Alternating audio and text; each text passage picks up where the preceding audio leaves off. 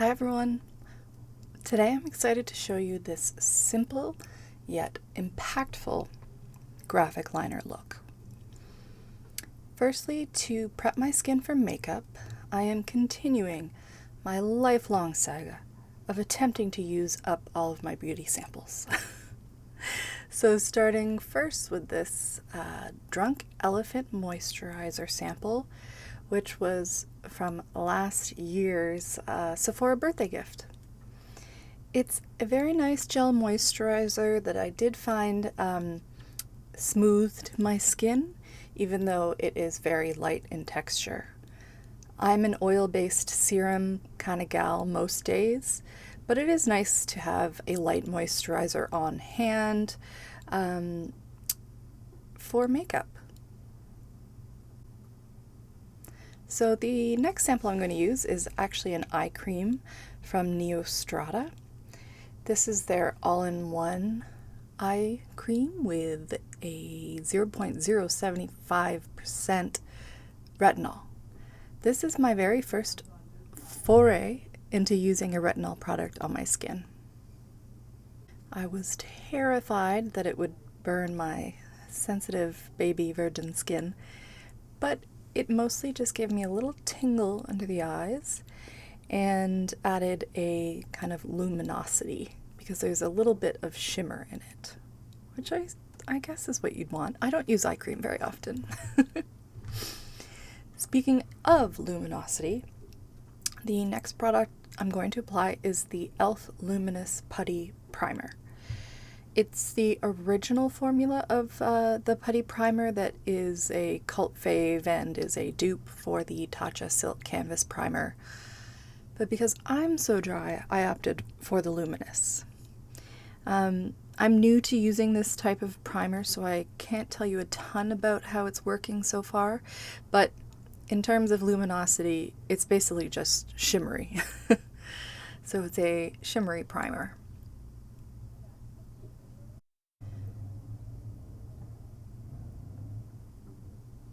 To prep my eyes, I'm going to put a thin layer of soft ochre paint pot from MAC all over my lids.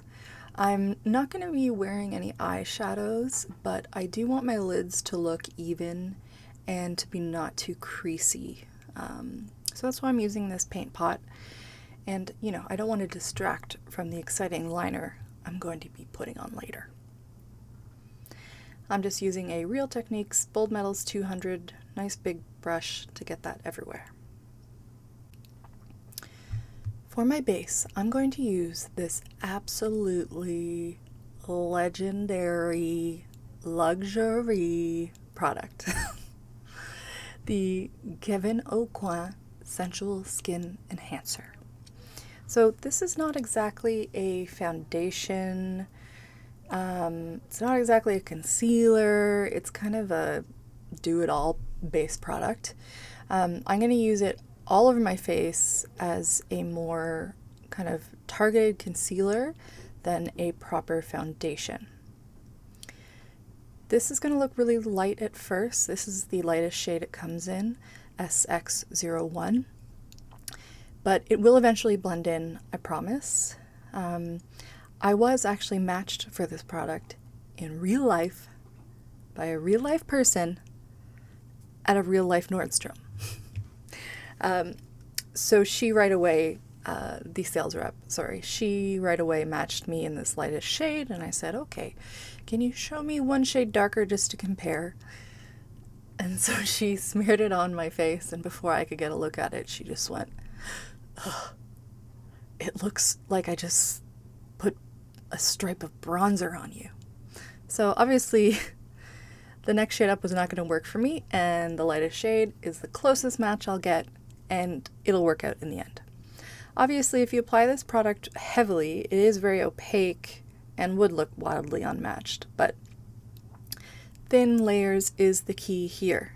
Although I have owned this product for years and years, I've only recently got to a place where I'm happy with how it looks. And it's from applying it thusly, in very thin layers, first with my fingers, focusing where I want the most coverage which for me is under the eyes and on my chin. Dab, dab, dab, dab, dab, all over. And then applying a thin layer all over the skin to kind of blend in seamlessly. Once I've kind of targeted my under eyes and chin, I will then take a beauty blender, dip into the product, and lightly stipple it everywhere. This then creates a coverage that is so skin-like that I almost don't see it coming. Like the first few times I apply, the first few layers, I think, oh god, I've wasted such a spendy product. It looks like nothing on the skin. I'm still seeing all my imperfections. But then all of a sudden, my skin looks even. Or as even as I would like it to look. Not full coverage, but skin-like with enough imperfections covered as I would like. So this is a finicky product, but this is what's working for me. My favorite thing about this product is actually the scent, or the smell. And I feel like a lot of people wouldn't like it. It's a smell that I can't pinpoint, but it always reminds me of my grandma. Anyone know what that is? Is it a fragrance they add, or is it an ingredient? Either way, I like it. Okay, brows. Bringing my brow hairs to attention with the Got To Be Glued Spiking Gel with a little disposable mascara wand, which I actually clean and reuse. I know that defeats the purpose, but you know, it's just being used on myself, so for hygienic reasons, I'm okay with it. While my Got To Be Glued Spiking Gel is drying, I will take just a little bit of Studio Fix Powder Foundation. You can use any powder, but this is what I had. And just putting a light layer to set the paint pot to keep it from creasing. Okay, back to brows. Oh my word, I miss my Brow Wiz. I think this was the last little nubbin of this product I had left. And I almost forgot how much I love it. I've been using the Anastasia Brow Pen in the same shade Caramel recently as my go-to kind of brow product for those bushy, drawn-on brow hairs. And it's good, but watching this footage back, I realize now I've almost got the same effect happening with a pencil, which for me is easier to control. So just going in, filling in the sparsest areas of the tails of my brow with my Anastasia Brow Wiz and drawing on little hair-like strokes. This takes a lot of practice, so don't get discouraged.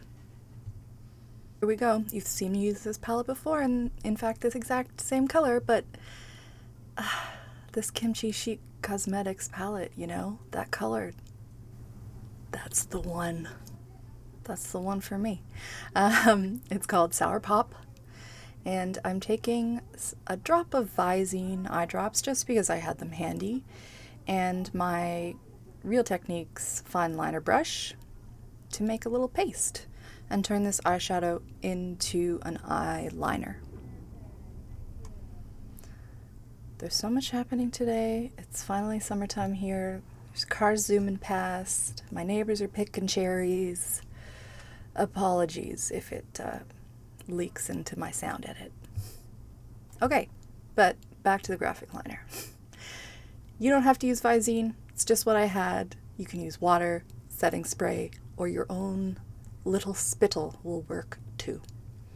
So to start the graphic liner, I'm going to just take that green along my lash line from the inner corner to the outer, just as if I was doing a standard liner shape, before then attacking the swoop, the angle, the graphic of the graphic liner.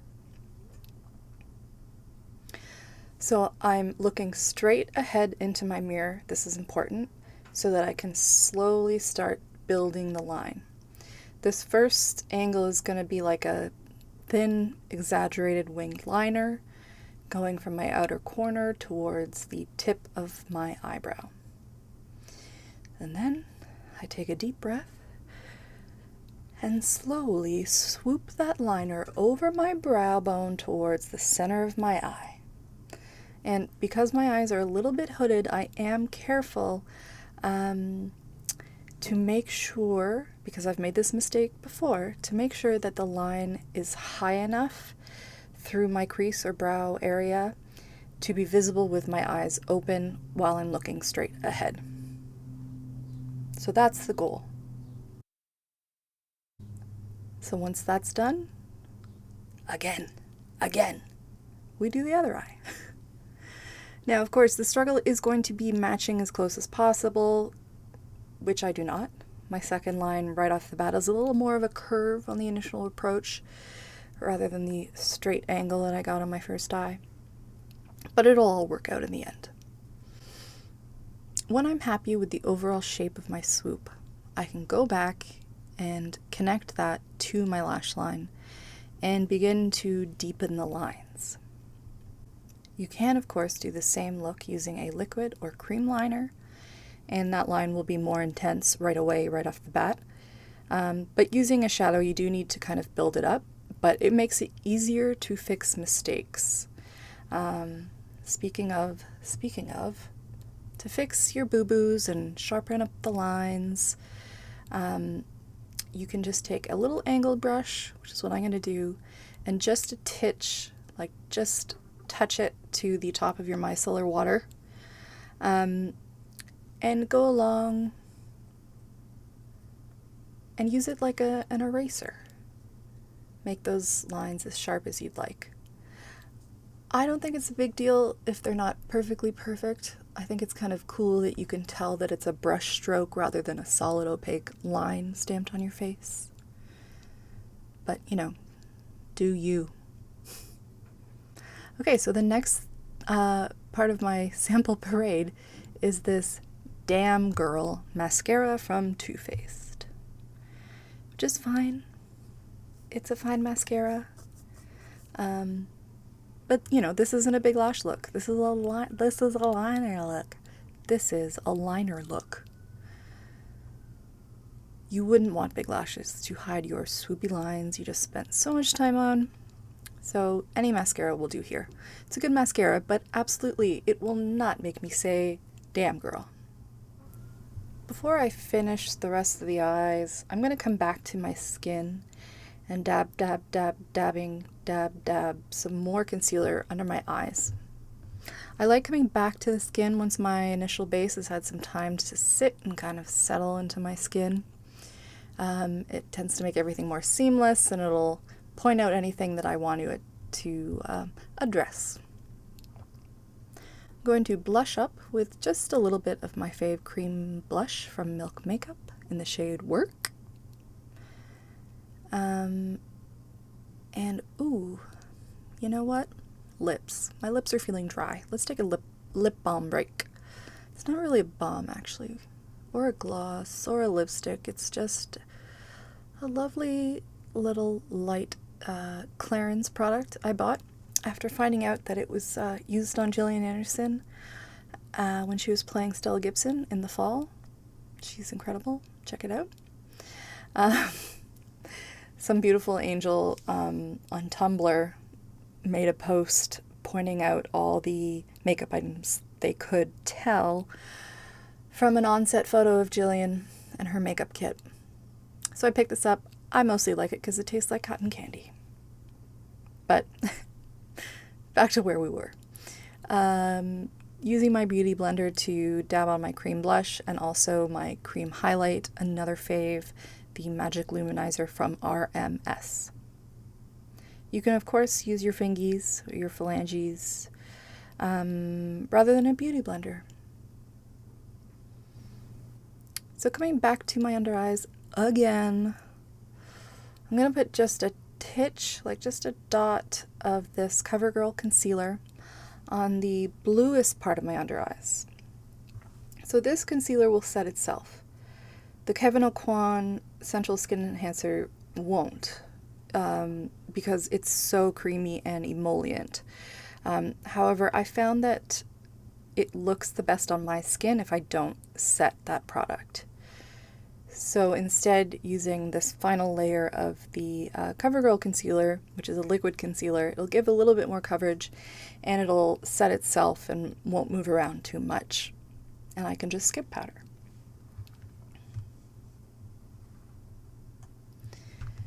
I found recently that even though it's summertime and I thought I would be using more powder and setting sprays and stuff to set my foundation and concealer, I've realized recently that I like to be able to kind of just dab out the creases on my skin with my fingers rather than trying to set a concealer, for example, right away so that it doesn't crease in my fine lines.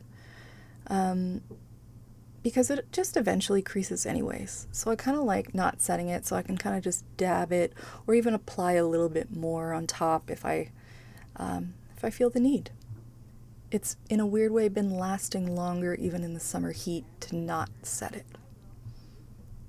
Life is crazy. Okay, so throwing on a little lower lash mascara because this one, even though it's pricey from MAC, won't smudge or run. And it lasts forever and means I can wear cheaper stuff on the top lashes and splash out on the bottom. Finally, for my lips, I'm going to mix a little bit of the cream blush that I used earlier and this lovely nude lipstick from ILIA. Mostly because I noticed they were kind of similar in shade, you know, the same color story.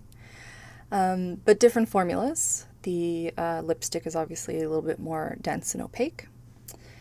Thank you so much to my friend Brooke, who gave me this lovely lipstick.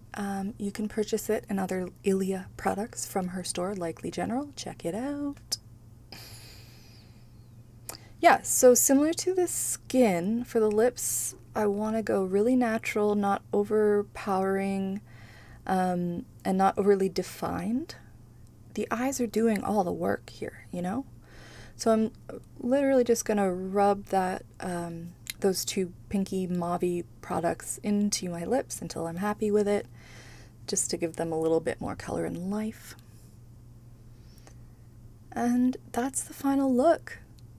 I love this minimal, natural skin and lips with my bright, bold, swoopy swoops on the eyes. I get a lot of compliments when I wear my eyeliner like this, and this color is just, it's just doing it for me.